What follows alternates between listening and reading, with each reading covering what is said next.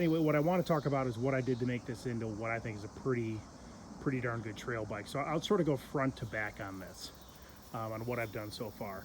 So the original bars, the ends of them, I don't know if he did it or if they came that way, but the ends were not hollow. So I just bought some inexpensive Moose Racing handlebars that had hollow ends, and I bought these, I think they're Rocky Mountains brand. Oh yeah, Tusk D-Flex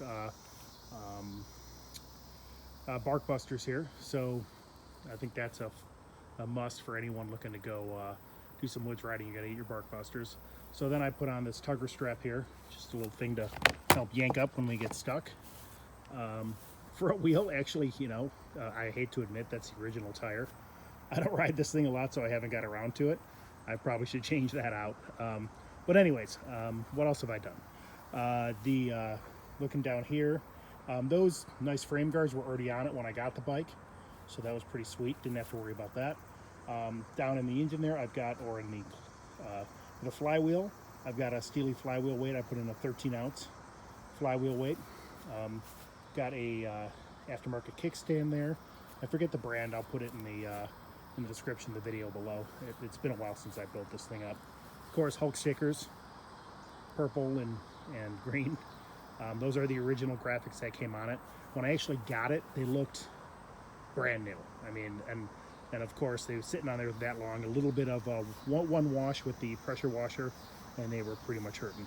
So, in any case, got the kickstand on there, and probably the next best thing I did was an 18-inch rear wheel.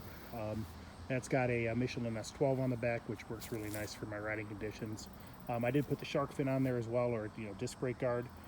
But the way I got the 18-inch wheel was, it came with a 19-inch as a motocross bike. I put a sand paddle on it on the 19-inch for when we go up and do a dune strip. But I got an 18-inch wheel used off someone parting out a KLX 300, and I just had to buy some spacers then. I looked up on a parts diagram online, got the right spacers that for the KLX 300 that would make it work.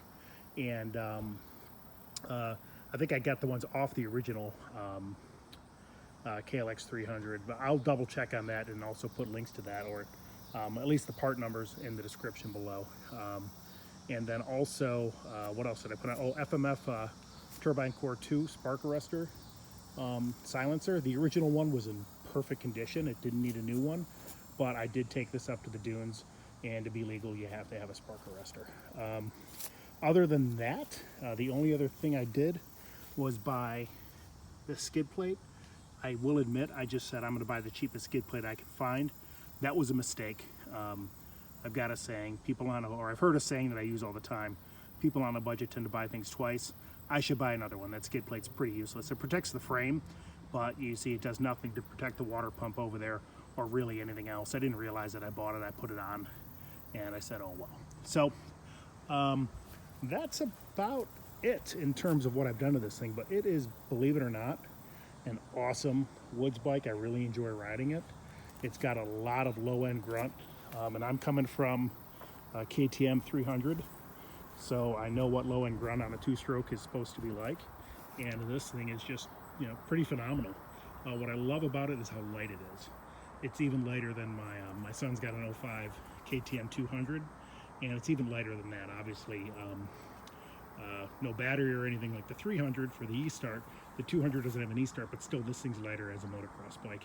And I don't find the gearing to be much of a problem either. I know it's geared as a motocross bike. It doesn't have that low range transmission that first and second gear like my KTMs do, but this thing is just, it's a beast in the trails, and it's a lot of fun to ride. So, anytime my 300 is getting work done to it, or I got it apart, or it needs maintenance, I got this guy as a backup. And I got to tell you, sometimes I think, why bother with the 300? Just keep riding this guy. So I'll probably do that for a while. So anyways, just want to show anyone out there who's interested in maybe woods enabling an old KX250, some of the things I've done to make it happen. Thanks.